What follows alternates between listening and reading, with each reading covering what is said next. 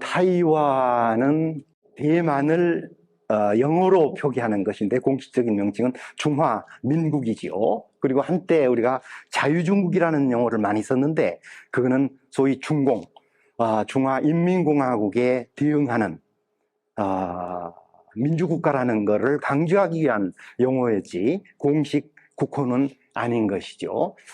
현재 인구는 2,300만 명인데 대부분이 한족이고 원주민은 한 50만 명 남짓 남아 있습니다. 크기는 아마 36,000제곱킬로미터니까 남한은 한 3분의 1쯤 되지요. 그런데 놀랍게도 거의 4,000m에 이르는 옥산, 세계적으로도 유명한 산입니다만 3,000m급 고산만 저렇게 많습니다. 우리 대한민국에서 제일 높은 산이 어디죠? 제주도의 1950m입니다. 그런데 이 조그마한 땅, 우리 상대적으로 우리보다 더 작은 땅인데 3,000m급 산이 저렇게 많습니다. 그러니까 한 70%가 산지여서 일반인들이 들어가서 개척하고 살기는 굉장히 어려운 그런 자연환경을 가지고 있죠. 그리고 북해기선에 걸쳐 있어서 아열대, 온대, 다양한 과일들이 있고 또 바다, 높은 산을 끼고 있어서 상당히 물산이 풍부한 나라입니다. 박물관이 제법 듭니다. 수십 개가 되는데 일반인들에게 좀 권할 만한 박물관은 국립고궁박물원 그리고 국립역사박물관 그게 전반적인 것을 다루고 있고 13행 박물관은 고고학박물관입니다. 그리고 원주민을 주로 다루는 원주민 박물관이 있는데 고궁박물원은 아마 타이완을 방문하시는 분들이라면 되게 들려보실 법한 그런 박물관입니다. 세계적으로도 유명한데 이런 명품 중심으로 전시가 되고 있습니다. 그런데 여기서 전시하는 이 박물관이 소장하고 있는 것은 타이완의 역사를 반영하는 것이 아닙니다. 장제석 군대가 대만으로 오면서 중국 각지의 명품들을 쓸어왔습니다. 59만 점을 쓸어와가지고 지금도 이제 돌아가면서 정리되는 대로 전시를 하고 있는데 특히 이제 한국하고 관련해서 주목할 만한 자료가 있어서 그것만 소개해드리겠습니다. 이게 1987년에 비로소 수장고에서 나와서 햇빛을 본 건데 당나라 때 연립본이라는 사람이 중국 남조의 중심 국가였던 양나라, 대개 6세기 백제 무룡왕하고 병행하는 시기의 이제 양나라에 여러 나라 사신들이 많이 왔는데 그 사신들의 모습을 그리고 그 사신들이 전하는 그 나라의 사정을 압축해서 이제 만들어 놓은 두루마리가 있습니다. 그 가운데 이제 인물들만 모아놓은 것이 대만 고궁박물원에서 발굴됐는데 백제사신이 여기 보입니다. 그리고 고구려네요. 절풍이 있고 그리고 신라사신, 삼국의 사신들이 다 방문을 했던 것을 알 수가 있어서 우리하고 관련해서 중요한 자료가 거기에 있습니다. 그리고 남당 고덕겸이라는 사람이 양원제 때, 양나라 원제 때 만든 번객 입조도 여러 주변 사신들이 온 거를 그림으로 남긴 것인데 여기도 백제, 신라, 고구려 사신이 있습니다. 이런 32개의 나라 사신이고 연립본 왕에도는 23개 나라 사신들이 있습니다. 귀한 자료가 발견된 데가 얼마 안 되죠. 87년이니까. 그리고 일반적으로 이제 타이완 박물관에 전시된 편년표를 보시면 대개 이 범위에서 정리가 됩니다. 크게 서해안 지역과 동해안 지역으로 구분이 되면서 그 중간에는 이제 높은 산지가 가로막고 있는 거죠. 신석기 시대가 기원전 4,500년경에 대붕괴 문화라고 하는 문화로 시작이 돼가지고 시간이 흐르면서 지역별로 이제 특징적인 면모들을 갖춰 나가거든요. 그리고 이제 기원 전후의 철기 시대로 들어오는데 이거를 좀 눈여겨보실 필요가 있습니다. 점점 늦어지지요. 그 이유는 이 북부 13행 문화가 중국 문화를 받아들인 것인데 그 문화가 내부적으로 확산되면서 점점 시간차를 갖고 있다는 얘기고요. 그리고 1624년에 네덜란드가 들어와서 그때부터 이제 또 스페인도 들어오고 해서 하소식이라고 부르고 있고 1662년에는 청나라에 쫓긴 복권 광동 지역의 명나라 세력들이 들어옵니다. 그래서 명예에 해당하는데 명정식이라고 하고 있고요. 1683년 청대, 그리고 1895년에 일제강점기, 45년 해방에 대해서 중화민국, 이렇게 큰 이제 사회 시대 구분이 이루어지고 있습니다. 하나하나 보죠. 구석기 문화는 사실 15,000년쯤 전부터 시작됐다고는 하는데 저거는 좀 오차들이 좀 있어요. 그리고 6,500년 전에 끝난 걸로 되어 있는데 대개 구석기 문화는 기원 전 만년쯤, 지금으로부터 12,000년쯤 전에 끝나는 것이 일반적인데 타이완은 만년쯤 전까지 이렇게 중국하고 연결돼 있었거든요. 그러면서 해수면이 상승하면서 점차 섬이 되는데 구석기 사람들이 그대로 남아 있으면서 구석기 문화가 유지가 된 겁니다. 그러다가 기원전 4,500년쯤 전에 신석기 문화가 들어오게 되는데 대개 남도족이라고 많이 표현을 하는데 오스트로네시안이라고 표현해버리면 마치 동남아시아 쪽에서 사람들이 들어온 것 같은 인상을 주게 돼요. 잘못된 선입견을 갖게 하는데 실제로 내용을 보면은 중국 남부에서 들어옵니다. 주로 이제 농경과 수렵으로 복합 경제를 영위하는데요. 이런 자료를 보시면은 이제 중국 이 시기에 대표적인 것이 용산문화라고 들어보셨죠? 앙소문화죠. 앙소문화 다음이 용산문화고 서로 상통하지만 중국에서도 지역별로 이런 독자적인 문화가 영위되고 있었던 건데 광동 또 복권 이 지역의 문화가 대분쟁 문화입니다. 그래서 이게 이제 확산된 것이기 때문에 동남아시아하고 직결된다고 생각하시는 건 조금 잘못된 인식이에요. 오히려 여기를 통해서 또 문화들이 많이 내려가는 것을 알 수가 있는데 이건 나중에 설명드리겠습니다.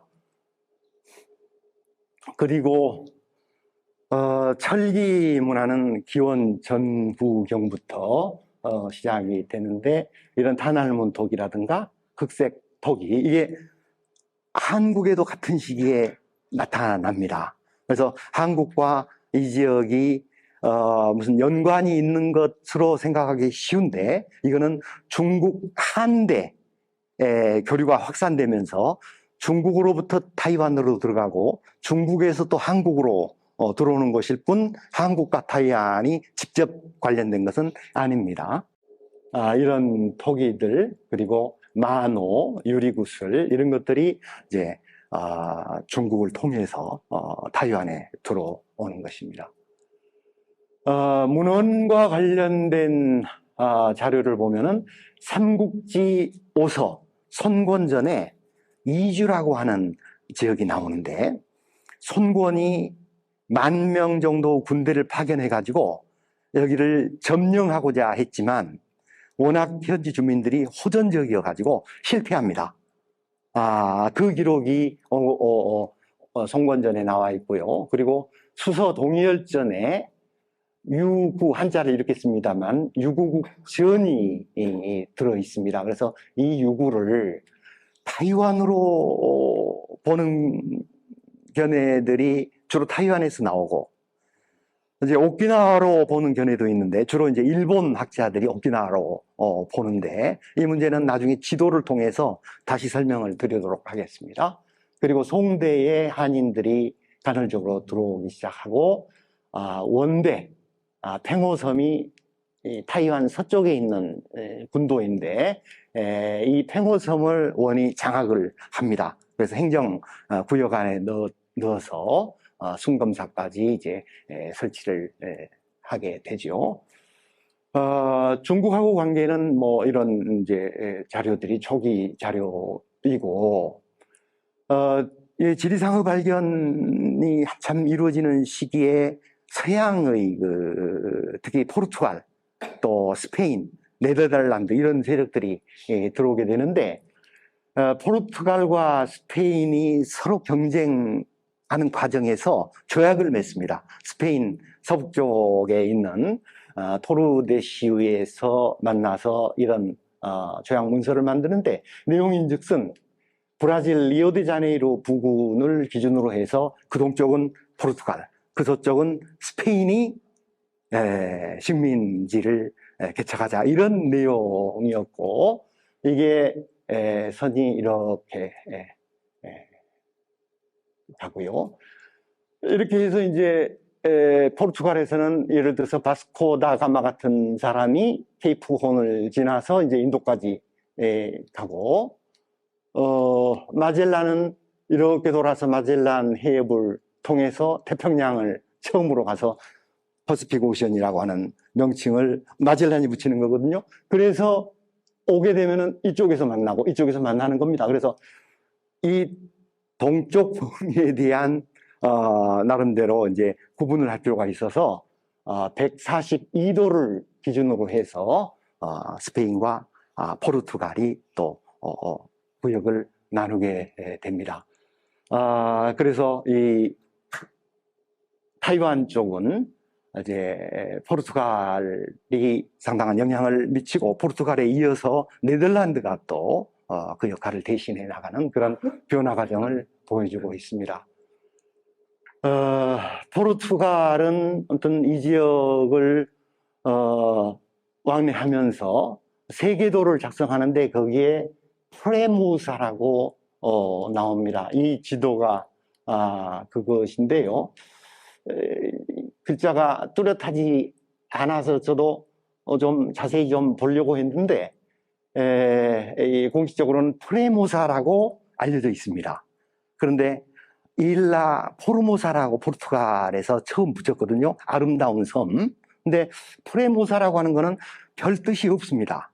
그래서 이거를 잘못 읽은 게 아닌가 하는 생각도 듭니다만, 아무튼 공식적으로 이 지도는 프레모사로 읽고 있어요. 그리고 1592년에 마테오 리치 곤유만국전도에 보면은 대유구, 소유구가 나오는데, 이거는 분명히 이제 중국과 가까운 타이완이죠. 소유구가 나와서 이거를 오키나와로 보기도 하는데, 그 위치로 봤을 때는 오키나와가 아닙니다. 오키나와는 훨씬 동쪽, 이쪽쯤에 해당이 되거든요. 그런데 타이완 북쪽에 이런 작은 섬이 있느냐? 없습니다. 그럼 원래 있었는데 사라졌느냐? 그럴 수도 없습니다. 그럼 이건 뭐냐? 이 타이완이 그 동쪽 고산에서 서쪽으로 강들이 많이 흐르는데 큰 강이 두 개가 있어요. 아마 상륙하지 못한 채 큰 강만 보고 이거를 전체가 하나의 섬이 아니라 세 개로 나눠져 있었다고 생각하고 지도를 그린 게 아닌가 하는 그런 추정을 할 수가 있는데 확실하지는 않습니다. 그리고 1596년 네덜란드의 동인도 수로지에 수록된 중국 지도를 보면은 이제 한국이 이렇게 나옵니다. 일라데 꼬레야. 섬으로 나와요. 한국 섬으로. 그리고 여기 보시면은 페르모사라고 돼 있고 류큐 빼고는가요? 그러니까 류구, 소유구가 여기로 돼 있습니다. 그리고 대유구, 류쿠 그란데, 오키나와는 이쪽으로 표시가 되어 있습니다. 이 지도도 역시 타이완을 세 개의 섬으로 나눠 놓고 있습니다. 근데 두 섬은, 위에 있는 두 섬은 찾을 수가 없는 거거든요. 원래 없었던 겁니다. 아까 말씀드린 대로 큰 강을 동쪽까지 관통하는 걸로 생각하고 이렇게 그려놓은 게 아닌가 생각이 됩니다. 아무튼 그렇게 이제 포르투갈 세력들에 이어서 네덜란드가 이제 진출하게 되는데, 1624년부터 1662년까지를 하서식이라고 부르고 있는데, 네덜란드가 처음 들어온 건 1604년입니다. 원이 관할했던 팽호섬을 점령하는데, 이 당시에는 명나라 관할이었죠. 그래서 명이 강하게 항의를 해서 옥신각신 하다가 팽호섬을 포기하고 타이완 본섬으로 들어가서 대남 지역의 안평고보라고 하는 이제 자기들의 요새를 만듭니다. 지금 지진으로 파괴가 돼 있는데, 거기에 들어가서 이제 본격적으로 이제 타이완을 개척하기 시작하는데, 그거는 바로 명나라 때 타이완 본섬은 명우 관할이 아니었다는 것을 얘기를 해주는 거죠. 그리고 1925년에 이제 이 섬을 측량을 했는데, 처음으로 이 섬이 세 개의 섬이 아니라 한 개의 섬이라는 것을 밝혀냅니다. 형태가 조금 실제 모습하고는 다르지만 세 개로 나눠진 섬이 아니라는 것을 처음으로 확인하는 점에서 의미가 있다고 할 수가 있죠. 그리고 1626년에는 스페인이 이제 북쪽을 점령하게 되는데, 원주민의 금, 유황, 그리고 주로 이제 사슴 가죽입니다만 이런 것하고 마노, 옷감 이런 것들을 이제 교역을 합니다.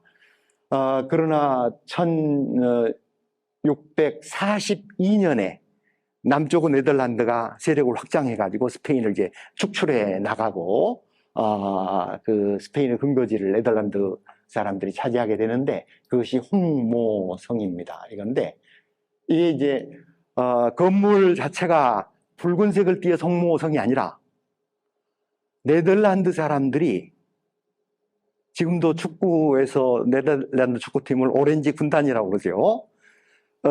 머리 색깔이 좀 붉은색을 띱니다. 그래서 머리 색깔이 붉은 사람들이 들락거리니까 사람들이 그걸 보고 홍모성이라고 불렀다고 합니다.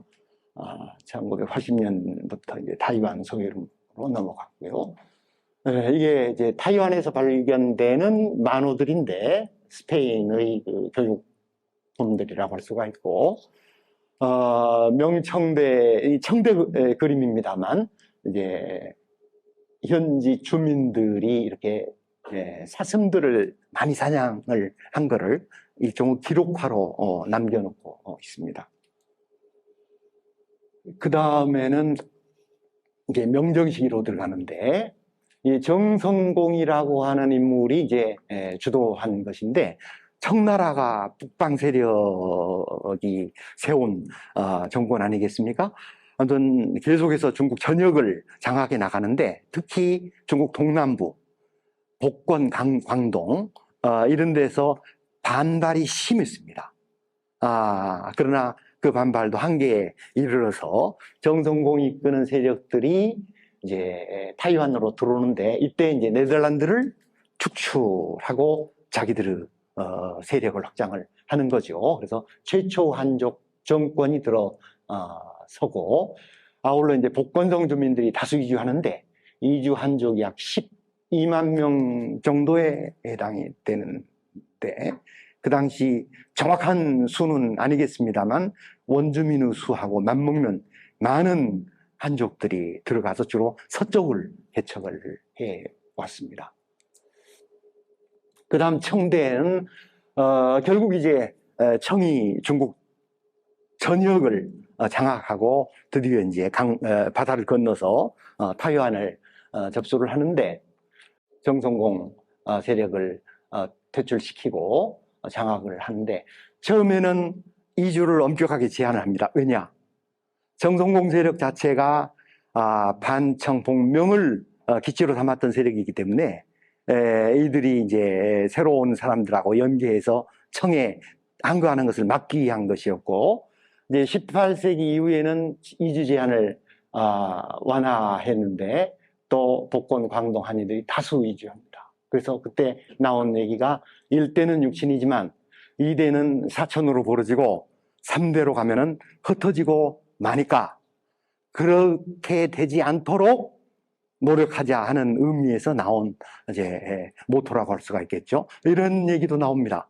비슷한 시기에 붙이는 한족 출신이 많은데 못 치는 한족 출신이 드물다. 주로 개척하기 위해서 들어간 사람들이 남자들이라서 이제 현지 주민들하고 혼인을 많이 하게 되지 않습니까? 그래서 이제 그런 얘기도 나온 것이죠. 아무튼 여전히 반청정서는 계속돼서 3년마다 작은 난리, 5년마다 큰 난리라고 하는 얘기도 나오는 가 있습니다. 아울러서 이제 그 일본의 세력 병창 과정에서 부딪히는 일이 벌어지는데 대표적인 것이 목단사 사건입니다. 1872년 미야코지마가 이제 타이완하고 오키나와 사이에 있는 섬이거든요. 이 섬이 오키나와하고 대단히 유기적인 관련을 맺고 있는데 곡물 선박이 표류해서 타이완 동쪽에 들어옵니다. 그런데 60명이 넘는 선원 가운데 53명을 현지민들이 죽여버려요. 그래서 일본 입장에서는 자국민 보호 차원에서 이제 청에 보상을 요구하는데 청나라는 거기는 우리 땅이 아니니까 우리 책임이 아니다. 당신들 알아서 하라. 이렇게 이제 태도를 취하죠. 그래서 1874년에 일본군이 무려 3,600명이 출병해가지고 500명이 넘는 현지 주민들을 학살하는 대사건이 벌어집니다. 그때 일본군이 찍은 기념사진인데 이 지도를 보시면은 동쪽 반 이상이 비어있죠. 청의 영향력이 전혀 미치지 못하는 지역입니다.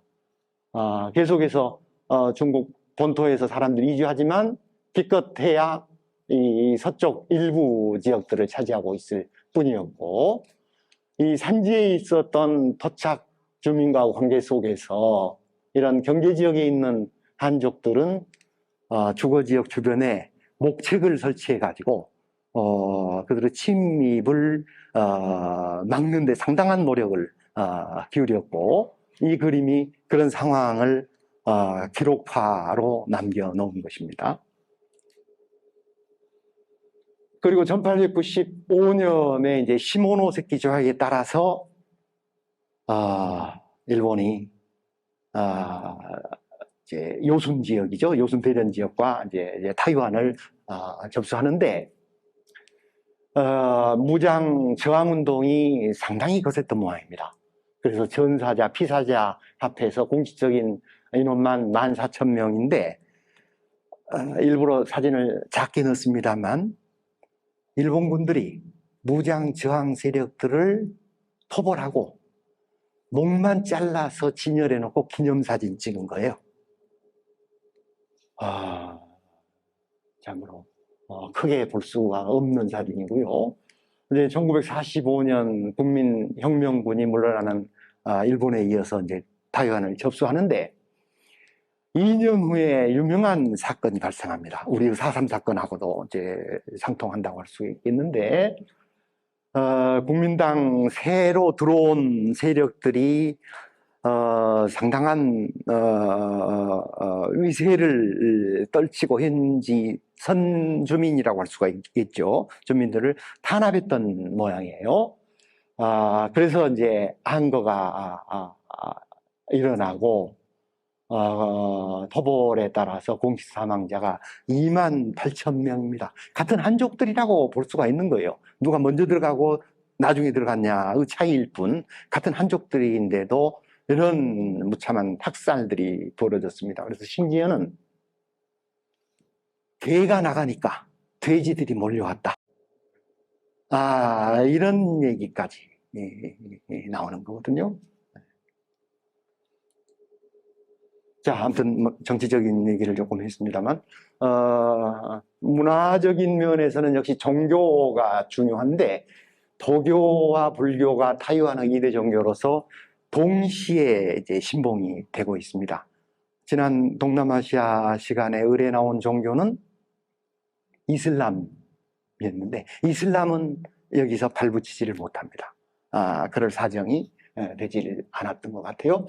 그리고 이제 민간 신앙은 토지, 신, 마조 신 등 상당히 다양한데, 특히 이 마조 신앙은 마조 여신을 모시는 건데, 아마 잘 아시겠지만 마조 여신은 안전 항해를 돌보는 신으로 알려져 있어서 특히 바다 사람들에게는 숭앙의 대상이 되고 있는데, 2009년에 유네스코 인류 비물질 문화유산 목록에 등재가 됐습니다.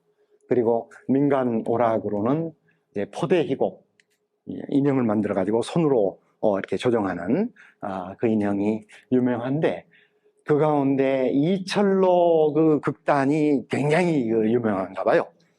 저렇게 인형을 만들어서 뒤에서, 장막 뒤에서 손으로 끼워서 이렇게 움직이는 겁니다.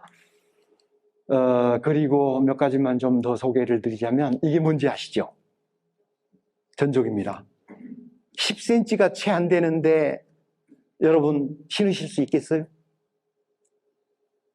한 5살 때부터 다리를 졸라 묶어가지고 성년이 돼도 다리가 크질 못하고 기형화 되는데, 이 전족이 중국에서는 청대 많이 없어졌는데 명의 전통을 가진 사람들이 들어와서 그걸 그대로 유지해서 중국보다 훨씬 늦게까지 전족이 유행했어요. 일제강점기 때 비로소 사라진 풍습입니다. 그리고 여기 보시는 식탁보인데 사자가 있죠. 사자가 이제 집안을 수호하는 그런 신적인 존재로서 많이 나옵니다. 뭔지 아시겠죠? 죽부인입니다. 근데 우리 죽부인하고 좀 다르죠? 이쪽이 담양 죽부인은 여기하고 마찬가지로 막혀 있는데, 이거는 터져 있어요. 네, 조금 다릅니다. 다음에는 이제 토착 원주민에 대해서 좀 말씀을 드리겠는데, 공식적으로 인정되는 민족이 14개족, 약 53만 명이 있는데, 아미족과 태아족이 가장 대표적인 집단입니다. 보시면은 복식에서 상당히 차이가 있다는 것을 아실 수가 있고, 얼굴 형상이라든가 사회 제도도 상당히들 차이가 납니다. 그런데 타이완에서도 아직까지 각 집단의 기원에 대한 연구가 아직 덜 돼 있어요.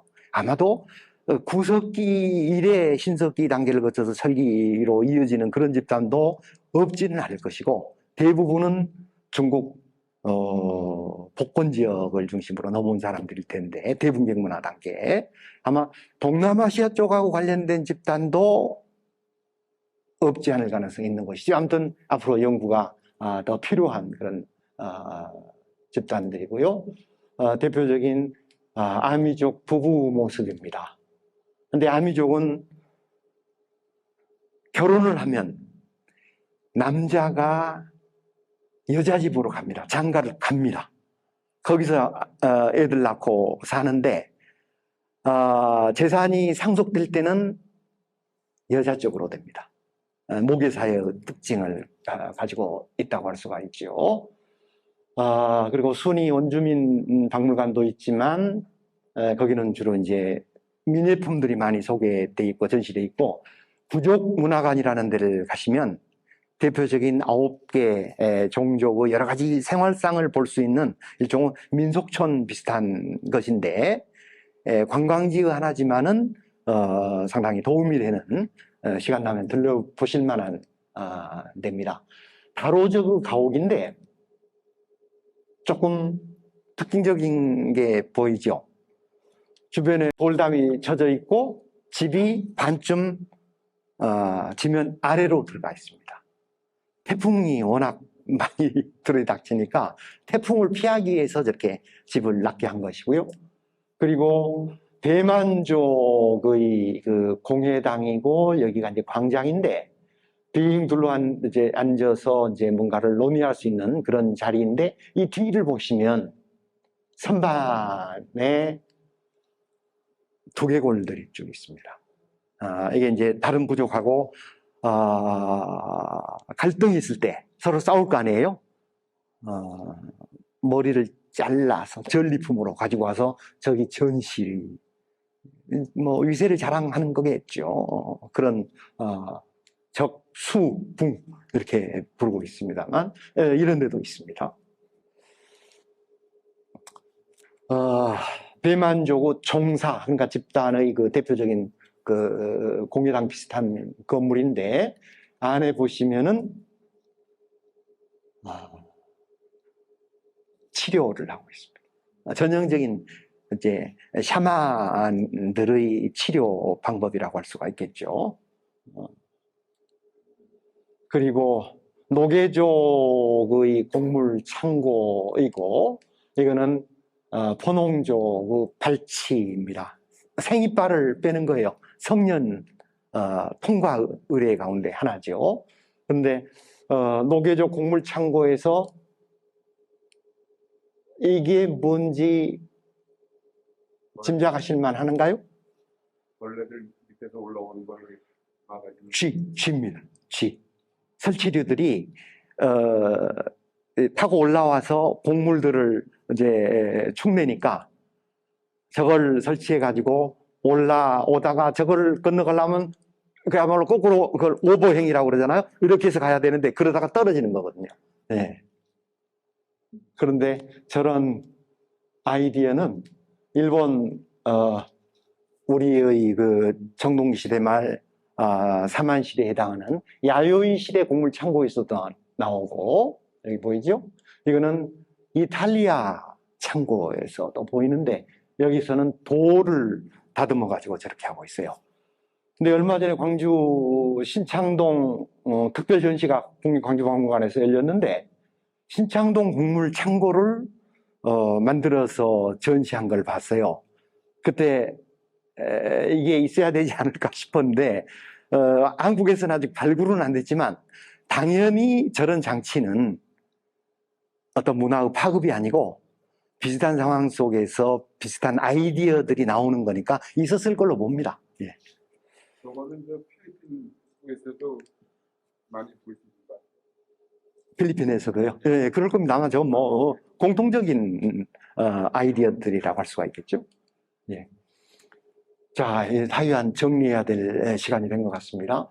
다시 이제 역사 인대포를 보여드리는 거는 한번 좀 같이 생각을 해봐야 되지 않을까 하는 마음에서 보여드리는데 특히 이 선이 좀 저는 걸립니다.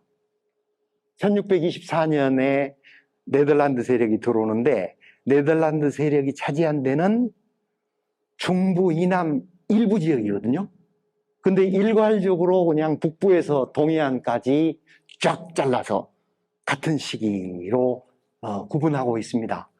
이게 일제가 시모노세키 조약 이후 타이완을 점거하고 바로 이제 측량 조사를 한 것인데 여기서 이렇게 보이는 붉은 선이 보이시나요?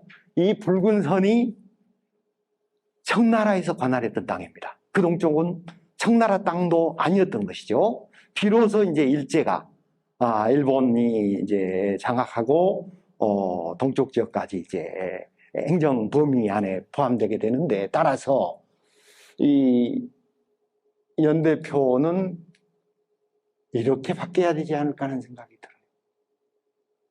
아무튼 이 연대표는 타이완 국립역사박물관에서 쓰고 있는 연대표인데 누구의 관점에서 만든 연대표냐?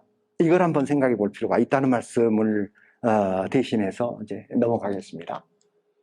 그리고 타이완 과일 왕국이라고 그랬는데 이제 마무리입니다. 맥주가 망고 맥주, 포도 맥주, 파인애플 맥주, 과일 맥주까지 있는데 이거보다도 술 좋아하시는 분들은 잊을 수 없는 술이죠. 금문고량주. 타이완 여행하고 나오실 때는 의뢰 한 병 정도 선물로 사오는 술인데 이 술이 나름대로의 그 역사를 가지고 있습니다. 뭐냐면 여기가 타오이완이고 이게 금문도거든요. 여기서 고량주를 만듭니다. 그런데 이 섬은 뭐라 할까? 우리나라 연평도 정도라고 할까요? 중국과의 교전이 굉장히 많이 일어났던 지역이에요. 우리나라 연평 해전처럼. 그래서 1951년경에 이 금문도를 수비했던 장군이 하도 군사들이 스트레스에 시달리니까 술공장을 만들어가지고 빚은 술입니다. 그래서 장병들한테 스트레스 해소용으로 공급했던 거거든요. 이게 이제 유명해져가지고, 지금까지 아주 대표적인 상품이 됐는데, 참고로 저는 하문대학에 갈 일이 있어가지고, 여기서 잠깐 배를 타고 한 10분 타고 갔는데, 이 금문도가 보였어요.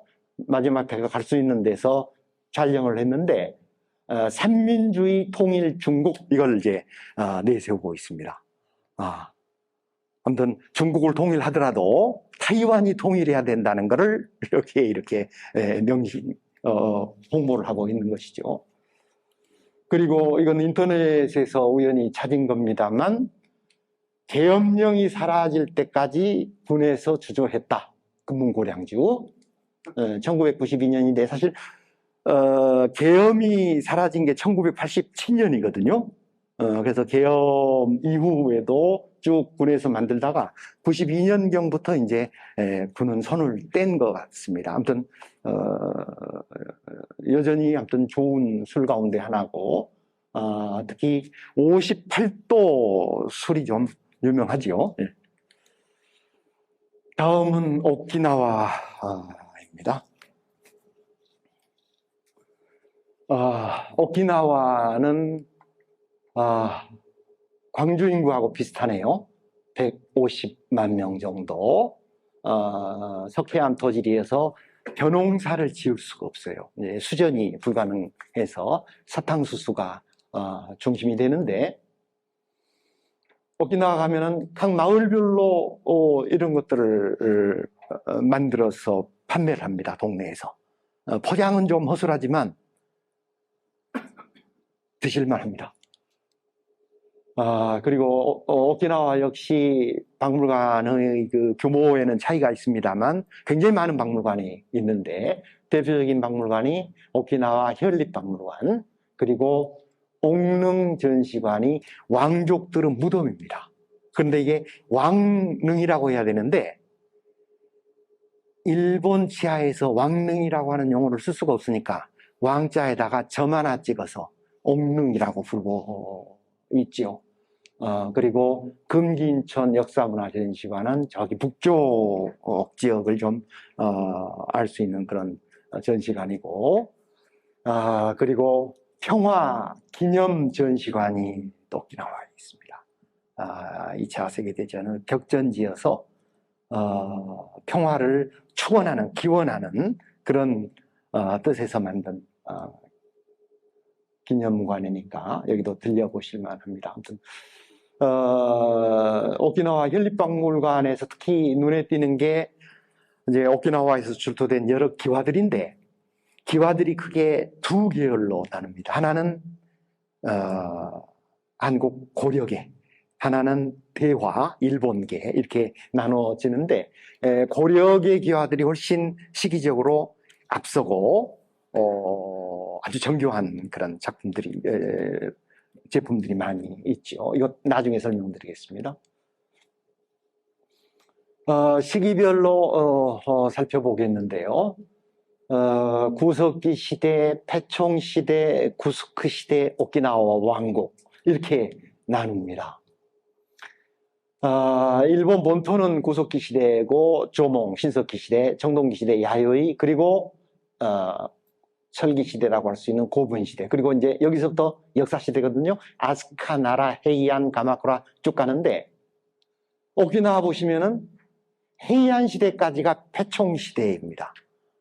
역사 기록이 전혀 없는 시대인데 패총을 시대 명칭으로 내세우는 것은 패총 이외에 특별한 문화 요소를 찾아보기 어렵다는 거거든요.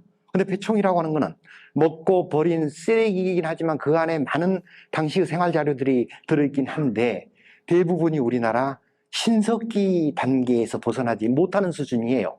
그러니까 오랜 동안 그 신석기 전통이 유지되고 있다가 이제 1200년경에 구스크라고 하는 성곽이, 돌로 만든 성곽이 나오기 시작하거든요. 그래서 그때부터를 구스크 시대라고 하고, 그 다음에 1429년에 이제 왕국으로 통일된 시기부터를 이제 유구왕국 시대라고 부르고 있어서, 다른 지역하고는 시대 구분에 있어서 상당한 차이가 있다는 것을 먼저 말씀드립니다. 이제 하나하나 살펴보면은, 이제 구석기 시대는 이제 석회암지대 와서 인골들이 제법 남아 있어요. 그래서 여러 가지 이제 조사를 해보면은 형질 인류학적인 점에서 큐슈에서 본토로 이어지는 일본의 특징보다는 타이완으로 이어지는 특징들이 보이고 있습니다.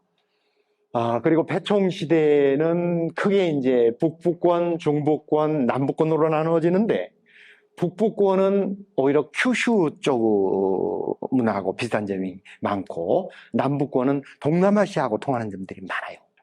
그리고 이제 중부권이 독자적인 특징들을 보여주고 있는데, 구체적으로 보면은 이제 이런 게 소바다 톡인데, 이거는 한국 신석기 시대 빗살무늬 토기의 영향으로 큐슈에서 성립한 토기 문화고, 이게 이제 오키나와로 들어가는 거죠. 그리고 청동기 시대는 한국 공률 토기, 마지석기가 큐슈를 경유해서 파급이 되고, 또 중국 문물도 유입이 되는데, 이건 다 이제 한국을 거쳐서 들어오는 것이고요. 중국 수서에 유구 기록이 있는데, 아까 말씀드린 대로 지도상에서 이제 대유구, 소유구로 나누는데, 아마도 오키나와에서부터 타이완에 이르는 그 징검다리 열도, 여기를 다 류큐로 불렀던 것이 아닌가 이렇게 생각이 됩니다. 타이완이라고 하는 용어의 발생 과정에 대해서 여러 설이 있는데, 이 네덜란드에서 처음 이제 들어갔던 지역이 타이원이라고 하는 지역이거든요. 이게 발음이 이제 타이위엔에서 이제 타이완이 됐다, 이런 견해도 있는데, 아무튼 불확실하지만 그 점은 불확실하지만 전 지역이 다 류큐로 통칭됐던 것은 분명한 것 같습니다. 그리고 이제 일본 서기와 속일본기에는 야마토 조정의 공무를 이제 진상했다는 그런 기록도 있고 그렇습니다. 그리고 이제 개원통보가 당나라 때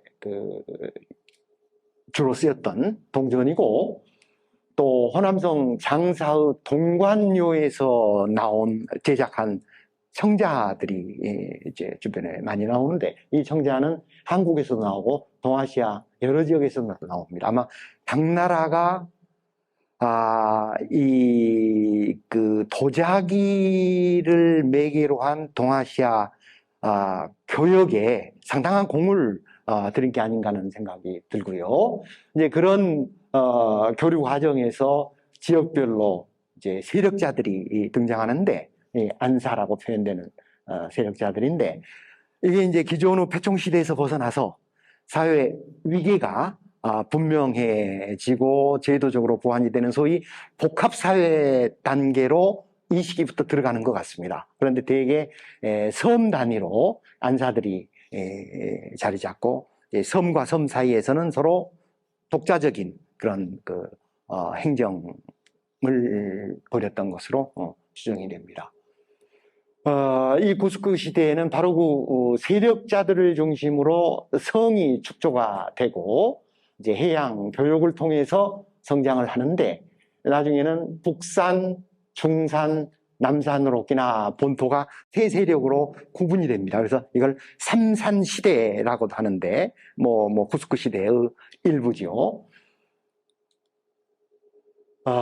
그런데 이 구스크라는 게 명칭에 있어서도 중국이나 일본의 성명칭하고는 다릅니다. 일본하고 상당히 밀접한 관련을 가지고 있는데, 일본에서는 성을 조라고 부르죠. 오사카 조 이런 식으로. 그리고 중국에서는 청 이렇게 부르죠. 명칭에서 다르고 또 입지, 구조 이런 점에서도 차이가 있습니다. 그래서 이 구스크 기원 문제에 대해서 어느 연구자도 확실한 많은 사람들로부터 지지받는 견해를 내놓지 못하고 있는데, 이제 공식적으로는 자체 발생한 걸로 봅니다. 그래서 중산세감에 순천왕이 나오는데 1187년에 순천왕이 등극하면서 성을 쌓기 시작했다 이렇게 보지만, 순천왕이라고 하는 사람 자체가 실존 인물이 아닐 가능성이 대단히 높기 때문에 저건 이제 외형적으로 내세우는 견해에 불과하고 학자들 사이에서는 인정을 안 하고 있습니다. 그래서 이 오키나와 구스크 기원을 논하는 데 있어서는 여러 가지 점을 감안해야 되는데, 이 패총 시대가 끝나면서 갑자기 거대한 석축 성곽이 나오는 거거든요. 이거는 자체 발전 과정에서 나타나기는 어려운 겁니다.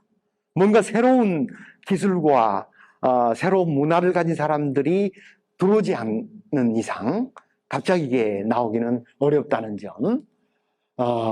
그리고 성곽 그 구조가 고려 성곽하고 상통하는 데다가 여러 유적에서 출토되는 기와 가운데 개유년 고려화장조, 개유년에 고려화공이 만들었다 하는 명문이 찍힌 기와들이 많이 나오거든요. 그래서 고려하고 관계를 좀 염두에 두실 필요가 있지 않겠는가 하는 생각입니다만, 이게 그 기와고 탁본입니다. 개유년 고려화장조, 누구도 부정할 수 없는 고려인이 만들었다는 표시인데, 이게 이제 평기화고, 이제 암기화를 보면은 이게 오키나와의 암기화고, 이거는 이제 삼별초가 이제 자리 잡고 있었던 진도 용장산성에서 나온 고려기화입니다. 기본적으로 같죠. 그리고 이거는 이제 금기인성에서 나온 12세기 고려 청자입니다. 그리고 이거는 이제 유구 왕국 시대에 만든 종인데 수리성에 걸려있던 거거든요. 그런데 이 종우 기본 양식이 일본이나 중국 종과는 다릅니다. 고려종하고 상통을 해요. 더구나 여기에 명문이 있는데, 명문 내용을 보면은 류큐는 남해에 있는 나라이며 삼한, 이 삼한은 조선입니다. 삼한의 빼어남을 모아놓았고 명나라와 밀접한 관계를 가졌으며 일본과도 뗄 수 없는 관계이다. 선박을 통해 만국의 가교가 되고 외국 보배가 나라에 가득하다. 이 오키나와 유구 왕국의 역할과 미래의 발전을 기원하는 그런 이제 명문이라고 할 수가 있겠는데, 오키나와하고 관련된 주변 나라가 조선, 명, 일본인데 이 순서가 뭘 의미할까요? 이거는 당연히 유기적인 관계의 밀접도라고 할까요? 이 순서입니다. 왜 삼한, 즉 조선이 가장 먼저 나왔는가? 그 이전부터 고려로 이어지는 그 관계 속에서 이런 순서로 언급이 되지 않았을까 하는 생각을 할 수가 있는 겁니다. 조금 더 부연 설명을 드리면 계윤년 고려화장조 명문기화가 많이 나오는데 계윤년은 60년마다 되풀이 되는 거죠. 그래서 1273년, 1333년, 1393년이라고 보는 견해들이 조금씩 다릅니다. 저는 총 273년 설 입장인데 왜 그러냐면은 익산 미륵사지에서 많은 기와들이 나왔고 그 기와 가운데 명문을 가진 기와들이 나오거든요. 예를 들어서 이제 송나라 연호입니다만 980년의 명문기와 그리고 1008년 명문기와 원나라 천력 3년 1317년 그리고 1330년 이게 익산 미륵사지에서 나온 기와이기 때문에 그 지역의 기와 장인들이 만든 거거든요.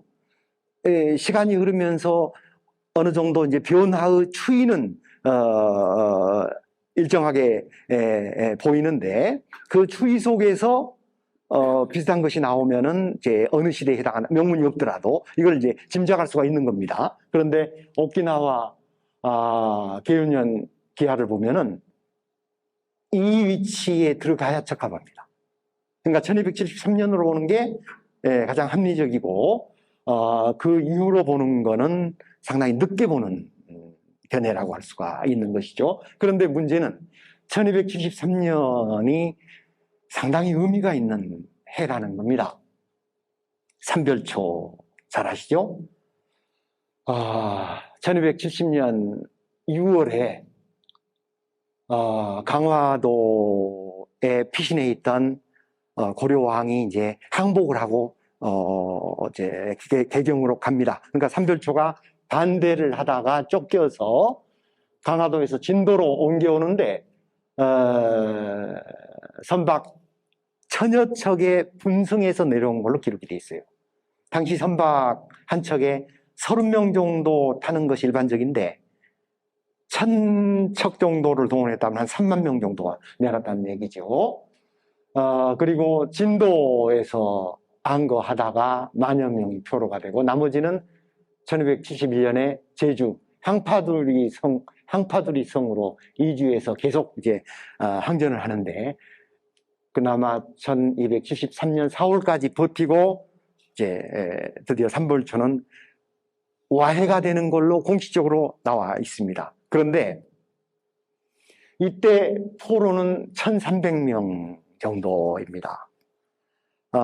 용장산성이 진도에서 제주도로 옮겨갈 때 상당히 많은 삼별초군이 갔을 것이고 또 현지 세력이 합류하고 또 전국 각지에서 삼별초에 봉조해서 들어온 세력들이 있었거든요. 그 세력을 감안하면 포로 1300명은 극히 일부입니다. 나머지는 어떻게 됐을 것인가? 배만 띄우면 자유로운 몸이 된다는 것을 잊어서는 안 돼요. 분명히 이 사람들은 새로운 선택을 했을 것으로 보이는데 이제 1273년에 삼별초를 완전히 이제 제거한 이유는 원의 목표가 삼별초에 있는 것이 아니었어요. 일본에 있는 것이었습니다. 그 다음 해 바로 몽고군 25,000, 고려군 8,000이 일본을 칩니다. 그런데 태풍을 만나가지고 숲으로 돌아가고 2차 원정이 1281년에 이루어지는데 무려 13만 명이 출정을 합니다. 태풍을 피해서 10월에 출정을 하는데 놀랍게도 하카다만에서 태풍을 만나가지고 10만이 수장되고 쫓겨옵니다. 그래서 일본에서는 그때의 태풍을 신풍이라고 부릅니다. 신이 보내준 바람이다. 가미까지입니다. 그리고 1294년 온나라 쿠빌라이가 죽은 이후에 비로소 일본 원정을 포기를 하게 됩니다. 마산에서 출발해서 이렇게 이제 진격한 루트인데, 마산에 가면은요, 몽고정이라는 게 있습니다. 혹시 가보신 분 계실지 모르지만, 이거는 몽고군이 마산에서 이제 출항하면서 여러 이제 장비, 식량, 식수를 보충할 거 아닙니까? 마산에 유명한 우물이 있어가지고 그 우물에서 길러간 겁니다. 그래서 그거를 그때부터 몽고정이라고 그러고, 혹시 여러분 몽고 간장 아세요? 마산의 명, 그게 이 물을 쓴다는 거거든요. 네. 그리고 이 몽고군은 1281년에 일본은 포기하고 1291년에 오키나와를 실제로 칩니다. 아마도 목표는 삼별초 세력이었을 것으로 추정을 하는데, 그리고 1296년에도 쳐요. 그리고 1301년에 비로소 이제 큐슈 남쪽을 치고, 베트남을 1234년, 1285년에 베트남을 또 칩니다. 몽고 참 대단한 나라입니다. 그리고 남쪽으로 또 인도네시아까지 칩니다. 몽고는 기병이 중심이지만 놀랍게도 중국 해군의 조력을 받아가지고 동아시아를 석권할 그럴 꿈을 실행해 나가고 있었던 거죠. 그래서 저는 아무튼 삼별초군이 오키나와로 이주했을 가능성이 높다고 보는데, 아마도 여몽군은 원정에 대비해서 돌로 만든 성곽, 이걸 축조했을 가능성이 높다. 여러 가지 비판도 있지만, 가능성은 대단히 높은 것이 아닌가 추정을 하는데, 특히 1374년, 아직 오키나와가 유구왕국으로 통일되기 전이에요. 중산항 찰도가 그때 이제 명나라 주원장에게 사신을 보내면서 오키나와 특산물을 보내는데 말이 포함이 돼 있어요. 주원장이 오키나와에서 이제 공납된 말을 보고 오키나와 사신에게 묻습니다. 너네 나라에 이런 말이 많으냐? 많습니다. 그럼 우리가 살 수 있느냐? 팔 수 있습니다.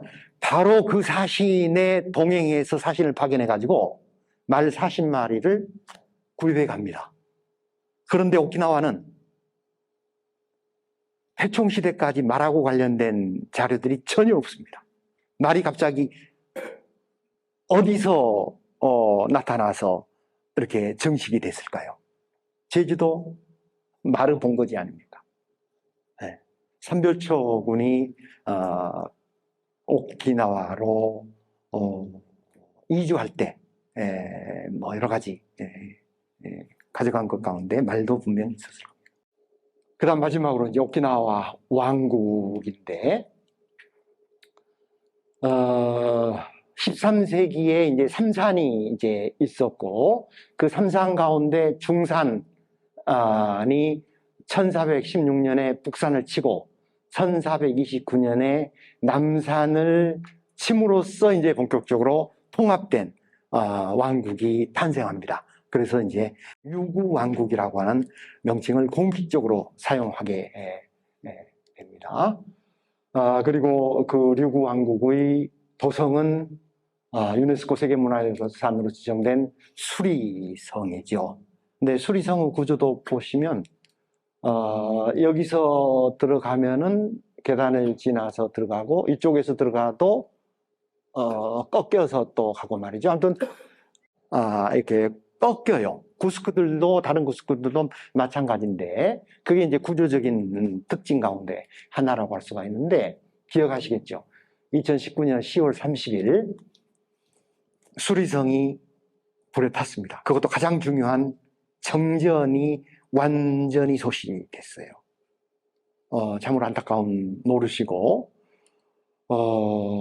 제가 2020년, 그러니까 코로나 사태 바로 직전에 또 조사할 일이 있어서 갔을 때 찍은 사진입니다만, 전혀 손 못 대고 그대로 이제 두고 있는 걸 볼 수가 있는데, 놀랍게도 화재의 원인이 합선입니다. 합선으로 추정하는 겁니다. 아무튼 우리 남대문 방화 사건하고는 좀 격이 다른 것이죠. 그리고 3대 상진왕 때 전성기를 누리게 되는데, 그 전까지만 하더라도 각 섬을 중심으로 할거해 있던 안사들의 그 위상이 컸던 것 같습니다. 그래서 그 안사들을 다 수리성으로 불러들여옵니다. 그리고 중앙에서 파견한 관리들이 이제 행정을 하기 시작해요. 비로소 중앙 집권화가 시작이 되는 겁니다. 그래서 큰 발전을 이루는데, 이 시기에 있었던 역사적 사건 가운데 하나가 서권도에서 오야케 아카치 홍가와라라고 하는 인물이 반란을 일으키는데 그걸 평정했다는 기사입니다. 나중에 좀 더 설명을 드리겠습니다만, 그리고 여러 지역과 이제 중개 무역을 통해서 국부를 축적해 나가는데, 이제 높아진 위상을 감안해서 명나라에서 2년에 한 번씩 조공을 왔던 거를 1년에 한 번씩으로 빈도를 늘려줍니다. 참고로 그 당시 조선에서는 공식적으로 명나라에 1년에 4번 사신을 보냅니다. 조공 사신을. 근데 이 조공이라고 하는 게 별로 유쾌한 건 아닌 것 같죠. 큰 나라의 작은 나라가 일종의 문안 인사를 가는 거거든요. 특산물을 가지고. 그런데 놀랍게도 앞다퉈서 자주 가려고 그래요. 이게 뭐냐면, 그 조공이라고 하는 격식은 정치적인 것에 불과하고, 그 조공을 통해서 얻어오는 경제적 이득이 워낙 막강하기 때문에 자주 가려고 하는 겁니다. 그래서 격에 따라서 1년에 4번, 1년에 한 번, 심지어 5년에 한 번만 오도록 규제하는 나라도 있어요. 그런 점에서는 이 조공이라고 하는 거를 4대 관계 속에서 굳이 이해할 필요는 없지 않을까. 당시 아무튼 교육의 관점에서 본 것도 상당히 필요하다는 말씀을 드립니다. 당시 오키나와가 이제 교류했던 지역들에 대한 지도인데요. 이런 또 지도가 있어서 좀 소개해 주는데, 여기는 이제 항목들이 나와 있습니다. 동남아시아에서는 향료, 소목은 한약재입니다. 한약재. 굉장히 널리 쓰이는 한약재고, 이런 것들이 류구를 거쳐서 한국으로 많이 옵니다. 그리고 중국에서는 견직물 도자기, 한국에서는 면직물, 이런 것들이 또 류구로 갔죠. 이게 유구 민가에서 흔히 볼 수 있는 풍경인데요. 지붕 한쪽에 이런 동물 상이 있습니다. 이게 사자상인데, 아까 타이완 식탁보 보셨죠? 사자. 수호신적인 이런 의미가 있는데, 중국 광동 쪽에서 또 일반적인 것이어서 서로 연결된다는 것을 알 수가 있고, 또 오키나와에는 복주원이라고 하는 중국식 정원이 있습니다. 중국 가운데도 이제 복건성에서 유행하는 그런 정원인데, 이게 만들어지게 된 배경은 뭐 굳이 설명을 안 해도 아시겠죠. 복건 지역에서 진출한 사람들이 많다는 걸 반영하는 것이고요. 그리고 오키나와 무덤인데, 이게 가족묘입니다. 산 비탈에 저런 시설을 해가지고 가족들을 납골하는 그런 공동 묘지라고 할까요? 이런 것들인데, 이것도 역시 중국 남부 지역에서 찾아볼 수가 있죠. 아무튼 중국하고 교류가 많아지면서 타이완에 들어간 것처럼 오키나와에도 많은 중국 남부 지역 주민들이 들어온 것 같습니다. 그리고 이제 1570년에 상원왕이 샴 타이인데, 태국에 무역선을 보낸 후 대교역이 쇠퇴하는데, 이제 그때는 이제 유럽, 중국 상인들의 해상 활동이 워낙 왕성해지니까 설 자리를 잃은 건데, 설 자리를 잃은 것 가운데 하나가 자체에서 경쟁력 있는 상품을 만들 수가 없었던 것이 또 하나 원인이 되기도 하죠. 그리고 7대 상령 때 일본의 전란에 휘말리는데 도요토미 히데요시가 조선 침략을 위해서 각 번주들에게 할당을 하는데 큐슈 남쪽 사츠마에는 15,000명의 군인을 대도록 합니다. 그래서 사츠마는 자기들의 통제 아래 있었던 오키나와에 군량을 이제 보급하라고 요구하는데 이거를 거절하고 명나라 사신에게 이제 왜가 일본이 조선을 침략할 준비를 하고 있다는 것을 알리기도 해요. 그래서 정유재란이 끝난 다음에 1609년 사츠마군이 이 유구를 정복해 버립니다. 수리성을 점령하고 100여 명이 에도성으로 압송되는 그런 치욕을 당하죠. 그래서 그때부터 1879년까지는 이제 이중종속 시대로서 중국과 일본에 대한 것이고 제2차는 이중종속 시대인데 일본과 미국에 종속되는 시기로 구분이 되는데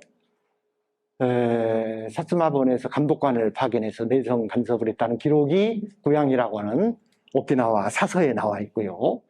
근데 이중 종속 시대이긴 하지만 중국은 책봉 체제의 상징적 지배 조공 정도만 받을 뿐 정치적으로 견제하지는 않은데 일본은 정치적 경제적으로 지배해 버립니다.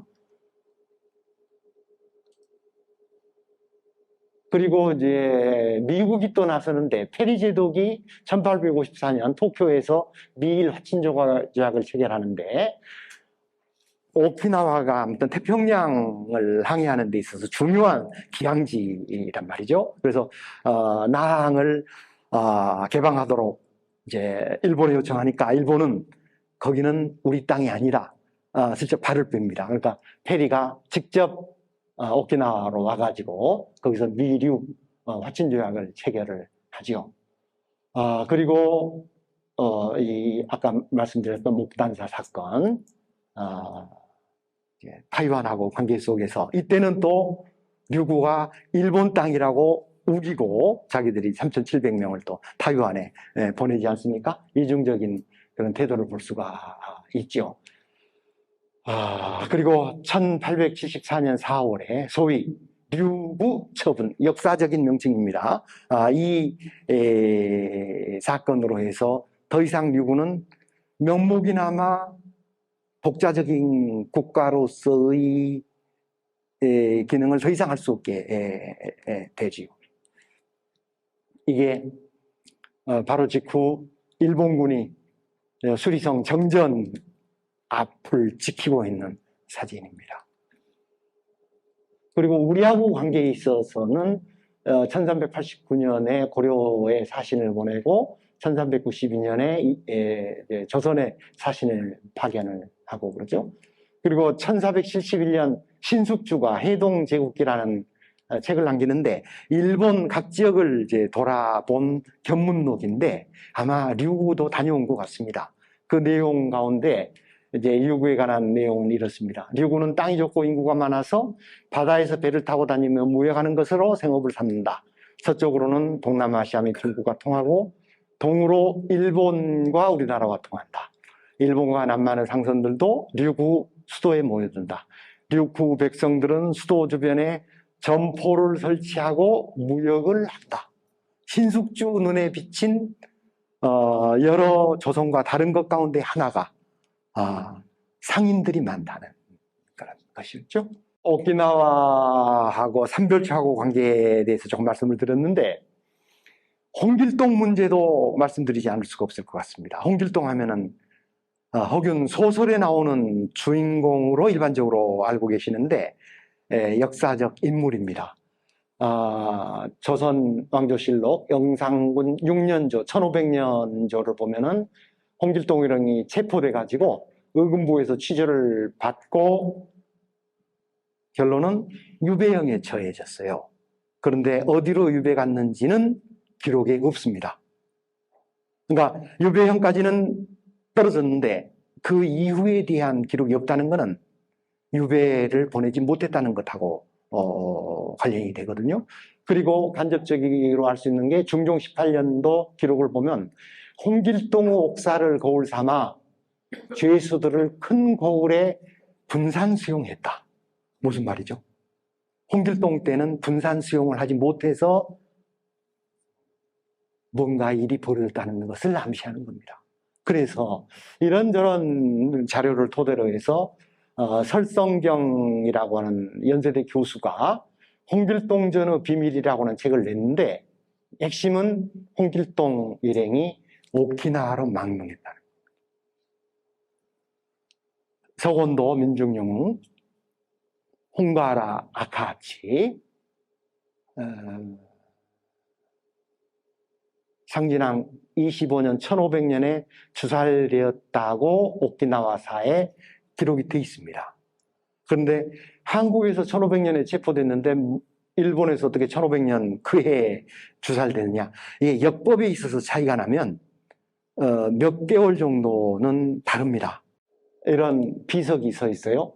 오야키 아카치 홍가라와는 봉건제도에 대해 반항하여 섬 주민들을 위해 용감히 싸운 것이다. 비석을 세워서 그 위협을 기리는 바이다. 1953년에 오키나와 현 교육위원회에서 세웠습니다. 갑자기 등장해서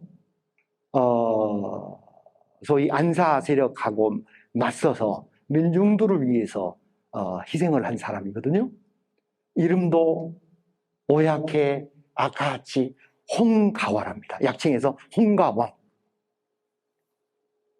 그래서 전 뭐 이거를 학술적으로 입증하기는 어렵지만 설성경 선생의 견해는 충분히 수용할 만한 가치가 있는 게 아닌가 싶고, 이거는 그 이전 시대 구스크 시대의 이 석축 성곽이 축조되는 배경이 고려시대 1273년에 와해됐다고 하는 삼별초 세력과 관련됐다는 것하고도 또 연결되는 것 같습니다. 여러 가지 표회록들 보시면 최부, 김비의, 장한철 이런 표회록이 나와 있고, 또 베트남으로 표류해간 사람도 있었죠. 그리고 이게 조선 후기 지도인데 여기서 보면 이게 대마도입니다만 유구국도가 여기에 나옵니다. 유구국이 공간적으로 물론 이제 좁은 지도에 표시하기 위해서 거리를 단축해 놓은 것도 있겠지만 생각보다 규모가 크고 가까이 돼 있어요. 예, 제2차 미일 종속 시대 아까 말씀드렸고, 1972년은 무슨 의미가 있냐면 이때까지 미국이 오키나와 행정을 장악해가지고 일본 사람도 오키나와를 가려면 비자를 얻어야 됐어요. 이때 비로소 풀려서 이제 일본 사람들이 자유롭게 다녔는데, 그때까지가 이제 미국에 크게 의존했던 시기고, 그 계기는 1945년 5월 3일 미군이 수리성을 점령한 걸로부터 시작이 됩니다. 수리성 공격 과정에서 미군 함정이 일본 가미가제 공격을 받고 불에 타고 있는 것인데, 아까 가미가제가 어디에 기원하는 거라는 말씀 드렸죠? 몽골군이 10월에 부는 태풍 때문에 그냥 원정에 실패해서 일본에서 그거를 신의 바람이다 이렇게 불렀던 것이 이제 2차 대전 때 가미가제 특공대로 이제 발전하는 거죠. 영화 보셨어요? 우라소의 구스크가 바로 그 격전의 현장입니다. 수리성으로 진입하기 위해서 반드시 거쳐야 될 고지인데, 이 고지가 성곽이에요. 구스크예요. 근데 이 절벽을 넘어야 되는데 여기서 엄청나게 많은 미군들이 희생이 됐고, 그걸 영화로 만든 게 핵소 리치라고 하는 영화죠. 네. 자, 이거는 이제 구스크 위에 올라가서 바라본 모습입니다. 미군이 이쪽으로 들어와서 진격하는데 여기를 장악하지 못하면 수리성을 칠 수가 없어요.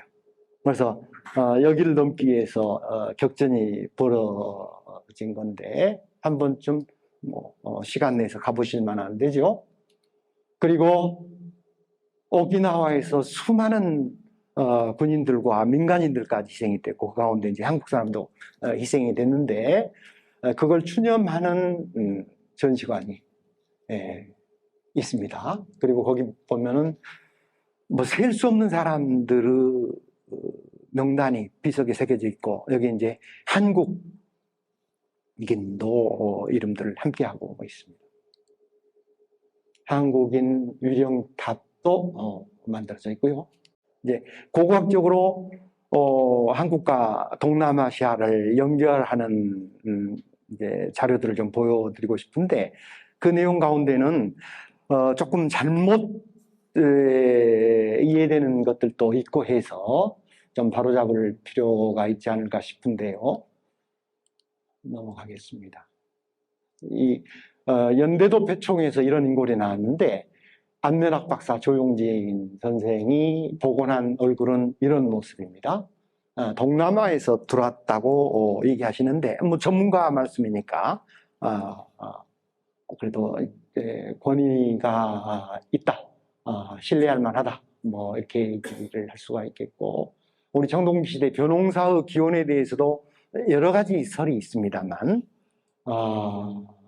그 가운데 이제 청균세, 제럴드 다이아몬드 같은 청균세를 보면은 중국 남부에서 타이완으로 기원전 4000년쯤에 농경민들이 이주해서 이 사람들이 동남아시아로 확산됐다 이렇게 보고 있습니다. 아마도 한맹화로 인한 이주였을 것이라고 보는데 인도네시아 사라와크에서는 더 아픈 토기를 만드는데 토기가 이제 굽기 전에 벼가 찍혀가지고 그게 소성된 채로 이제 그 흔적이 남아있는 그런 토기들도 나오고 홍도, 또 개, 돼지, 물소, 그리고 조상숭배 의식 이런 게 이제 세트로 파급됐다는 것이 있는데 한국 농경 관련 자료들을 보면은 역시 중국 양자강 유역의 두 중심지 기원전 거의 한 10,000년까지도 올라갑니다. 새로운 자료들이.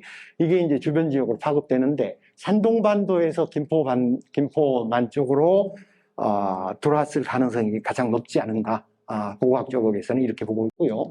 그리고 이게 이제 타이완 13행 유적에서 나온 탄알문 토기, 흑색 토기, 그리고 일반 토기들인데 이게 마한백제권에서 그대로 나와요.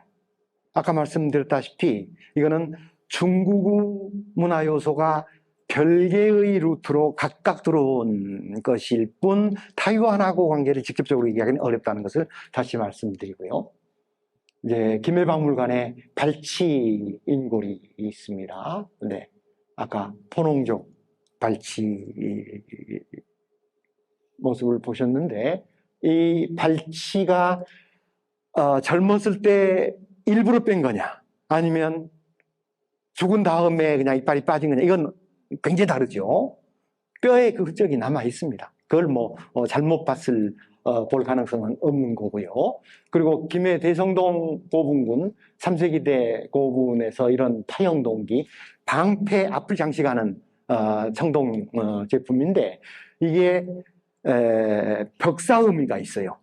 근데 오키나와에서 나오는 고우라라고 하는 조개가 벽사 의미가 있다고 그래가지고 이거를 집에 걸어놓는 그런 전통들이 동남아시아에서 보이는데 그것하고 관련됐을 것이다 이렇게 보시는 분이 계시고 또 마구의 가운데 장식하는 이 조개가 오키나와의 이모가이를 이용했다 이렇게 보고 있죠. 그리고 여러 이제 구슬들도 만백제권에서 많이 나오는데 이게 이제 동남아시아로 이어지는 거죠. 인도네시아 자바섬에서는 전통 방식의 유리 제조가 그대로 이루어지고 있는데 이 사진은 이분이 이들에게 만들어 달라고 재현해 달라고 요청한 겁니다. 신라 지역에서 나온 얼굴 모양이 들어간 유리구슬인데 이 사람들이 보고 바로 만든 게 이겁니다. 이게 신라 고군에서 출토된 구슬인데, 이거는 비슷하게 만들 수는 있을지 모르지만 그 공정 하나하나를 정확하게 거치지 않으면 똑같은 것이 나올 수가 없는 굉장히 복잡한 공정이 요구되는 것인데, 자바 전통 유리 장인들은 그대로 만들어내고 있어요.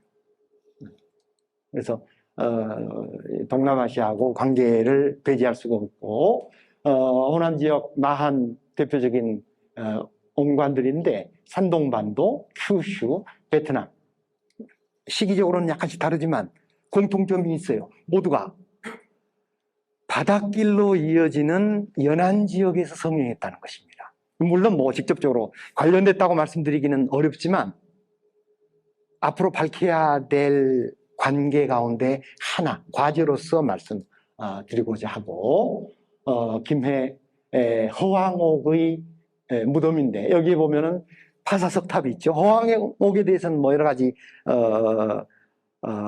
의견들이 있는데, 이런 관계를 감안하면 황당한 얘기는 아니다.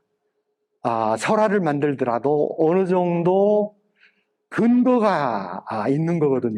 그래서 동남아시아하고 관련 가능성은 배제할 수 없겠다는 말씀을 드리고, 해초 왕호 청축국장, 이건 뭐 기록을 통해서 정확하게 그 노정을 알 수 있는 자료고, 아마도 여기는 그 이슬람 상인들이 개척 많이 다녔던 그런 길일 거예요. 이슬람 상인들 경주로도 가고, 경주 괴릉에 보면은 이제 아랍 형상의 무인석이 무덤을 지키고 있죠. 이거는 얼마 전에 한평 창서유적에서 토기에 이런 인물이 그려져 있는 것이 발견이 됐는데, 호남문화재연구원에서 발굴한 토기인데, 어떤 사람일 것 같습니까? 한국 사람이라고 할 수가 없죠. 코를 보나 아마도 서역인 누군가가 이제 보고 그걸 이제 토기에다가 새겼을 가능성이 높습니다.